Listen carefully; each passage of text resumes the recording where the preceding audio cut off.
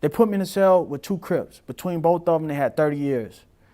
And it was like 40 years old and 50 years old.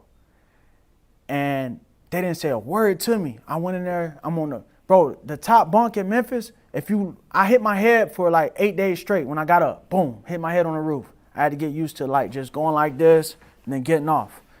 And when they locked me down for the first time with both of them, I remember Trey Loke was sitting with his headphones on, watching TV. They did the count. The other homie, he was sitting in the middle bunk. He slid out. Trey Loke turned around, took his headphones off. Say, homie, what you banging? I'm like, man, what you mean what I'm banging? I'm like, bro, I'm from Florida. I don't bang. I'm a hustler. He was like, this is a Loke house. So I'm already getting the vibe that they basically saying I got to go, right? I'm not knowing the celly before me was a homie from Florida, so they don't like dudes from Florida. He got into it with my homie Certified, the one I told you I was supposed to go to the chow hall with. So, and I don't know that he was about to stab my homie.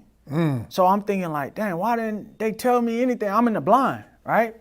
So they start asking me questions, stuff like that. They was like, go holler at your homie Certified, he'll probably put you on game. He was like, then I want to holler at him. He's like, he told you that? He's like, yeah. He's like, man, like 3 years ago, when I came off the bus, I got into it with him. I'm like, bro, why you ain't tell me? You got me going in here. I'm in the blind, you know what I mean? So I end up moving cells. And then I want to get in a 2-man cell. And I told the GD, he was like, he asked me why I was at a medium high if I'm a nonviolent offender. And I told him, man, look, I beat up an officer. He like, you cap. He went and asked the lady, he was like, man, you crazy. You did beat up an officer. It's in the paperwork. I'm like, yeah. So I end up moving in the cell with him. Then Texas came and got me. Remind you, remember in the beginning I told you, they told me that Texas still gonna try me on the charges. I get over there.